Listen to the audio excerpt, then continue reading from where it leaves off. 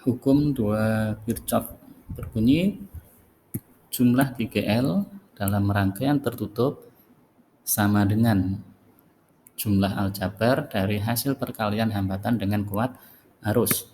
Secara matematis dituliskan sigma GGL E sama dengan sigma I kali R. Ya. Ini akan dipakai untuk menyelesaikan rangkaian yang seperti ini. Ya, ini namanya adalah rangkaian 2 loop listrik. Loop itu yang mana? Loop itu ini, rangkaian tertutup ini namanya loop. Nah, karena ada 2, dinamakan 2 loop listrik. Yang pertama, kita identifikasi dulu, kita namai ini loop 1, di sini loop 2. Langkah yang kedua adalah menentukan nanti aljabarnya, kita mau menghitungnya bagaimana. Di sini sebagai tanda adalah lingkaran merah ini. Ya. Ini adalah arahnya, berarti nanti perhitungan aljabarnya adalah perlawanan jarum jam. Untuk loop 2 juga perlawanan jarum jam. Nah, ini bebas, kalian boleh pilih. Ini hanya contoh saja, perlawanan jarum jam. Kemudian yang ketiga adalah menentukan arah arusnya ini ya. Nah, arah arusnya kita mulai dari I. Ya, I di sini adalah I dari loop 1 ya. Loop 1 usahakan ini arahnya adalah keluar dari kutub positif dulu. Ya, tapi kalau tidak ini bebas, sebenarnya bebas, nanti nilainya akan sama saja. Ya. Jadi saya ulang, yang pertama adalah mengidentifikasi nama loop, kemudian menentukan nanti arah perhitungan aljabarnya, dalam hal ini adalah perlawanan jarum jam baik loop 1 atau loop 2. Dan yang ketiga adalah menentukan arah I-nya. Ini I sementara ya, nanti belum tentu juga harusnya perlawanan jarum jam, nanti tergantung hasil perhitungan terakhir. Ini kebetulan I-nya dibuat perlawanan jarum jam. Nah, baru kita bisa selesaikan persamaannya. Ya, ini sudah lengkap, ada loop 1, loop 2, arah perhitungan, kemudian arah I. Ya, kita coba dari loop 1. Loop 1, ingat ya, sigma E sama dengan sigma IR. Kita mulai dari E-nya dulu. E-nya untuk aljabar saya sarankan mulainya dari titik cabang ya.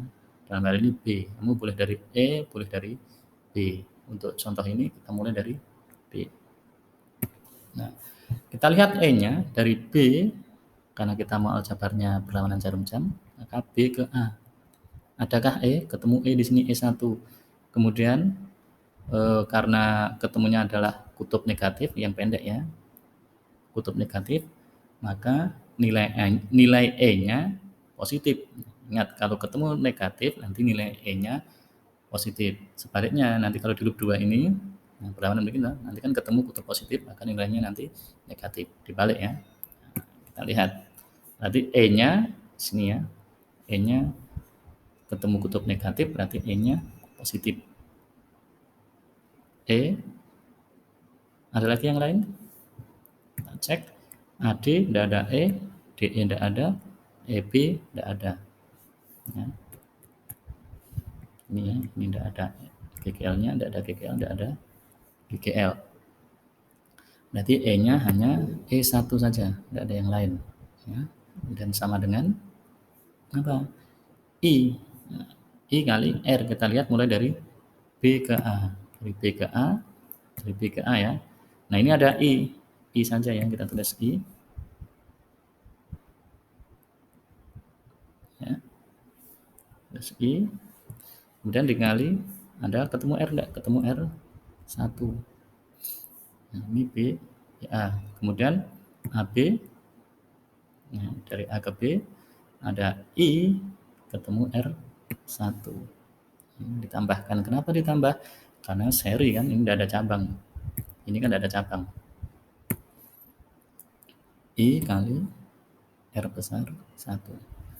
Kemudian ada lagi, setelah AD berarti DE. DE ada R-nya? Enggak ada, berarti kosong. Dan EB, ada R-nya? Ada di sini. Nah, tapi kita lihat I-nya pakai I apa? Di sini ada I1.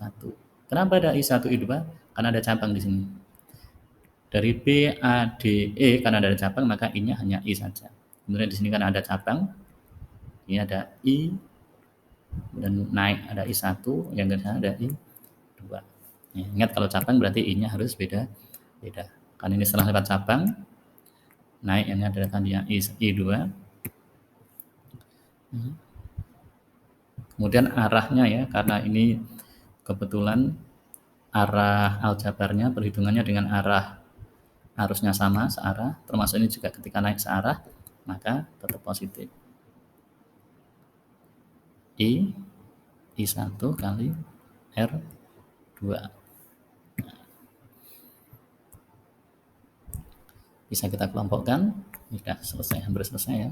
Berarti E1 positif ya. I-nya kita kelompokkan ini. Ya, I kali R1 plus R kecil 1 ditambah I1 kali R2. Dua persamaan ini sama ya, sama. Tenang aja. Ya, itu adalah untuk loop 1. Untuk loop 2 bagaimana? Kita coba share biar kelihatan. Ya, ini. Untuk loop 2, kita coba loop 2.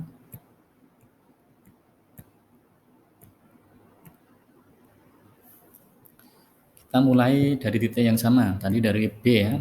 Dari kita B, E, F, C, B. Kita cari E-nya dulu. Nah, BE ada GKL, enggak ada. Enggak ada GKL, enggak ada GKL. CB ada GKL ya. Nah, karena di sini bertemu dengan kutub positif yang lebih panjang, maka nilai GKL-nya negatif, berarti minus E.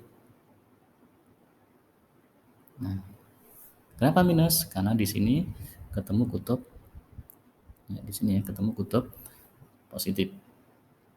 Ya, ini sama dengan tadi I-nya caranya sama. Nah, karena kita mau mulai dari titik B, nah, aljabarnya begini ya. Berarti di titik B ke E ini turun. Nah, karena I-nya naik, tapi aljabarnya turun, maka ketemunya juga negatif karena berlawanan. Berarti minus apa? I2 kali R, maaf, bukan I2. I1 ya. I1 kali R2. Nah, minus. Kemudian apa lagi? Di sini kelihatan. Ini ya. E, kemudian EF, tidak ada R, kemudian FC, ada R3. Nah, arahnya ke sana. Kemudian I-nya bagaimana? I-nya juga ke sana. Oh, berarti searah. Karena searah, I dengan aljabarnya nilainya positif. Positif I berapa? Ini I2. I2 kali R3. R3 dan yang terakhir CB ya. CB karena ini I-nya ke kiri, aljabarnya juga ke kiri, maka I-nya positif. Ada R-nya, ada di sini ada R kecil. Nah, di sini tambah ya I2 kali R2, R kecil 2. Nah, dari sini kita akan kelompokkan. Saya kembalikan dulu gambarnya. Oke. Kita kelompokkan berarti minus E sama dengan minus I1 R2 ditambah ini I-nya kita keluarkan, I2-nya. I2 buka kurung R3 ditambah R2. Ini juga sama. Ini boleh dipakai. Nah, kemudian dari loop 1 dan loop 2 ya, kita cari yang dipakai dua-duanya siapa? Maaf, ini tadi E-nya belum ditulis, ini E2. Ini juga E2. Nah, dari gambar ini masing-masing loop kan memakai ini nih. I1 kan ada di loop 1, juga ada di loop 2. Nah, di sini berarti I1, ingat hukum satu Kirchhoff karena persamaan ya. I1 itu sama dengan apa? Atau ini kalau dilihat ya, yang masuk I, yang keluar I1 dan I2.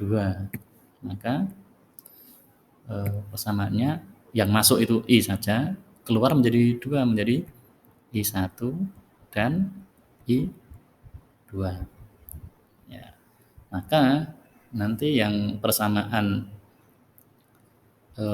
yang ada I1-nya, I1 itu bisa ditulis menjadi I kurang I2.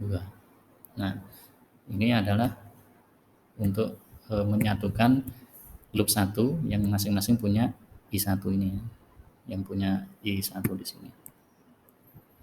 Ini juga punya I1. Nanti untuk menggabungkan. Untuk lebih jelasnya nanti akan ada contoh soal.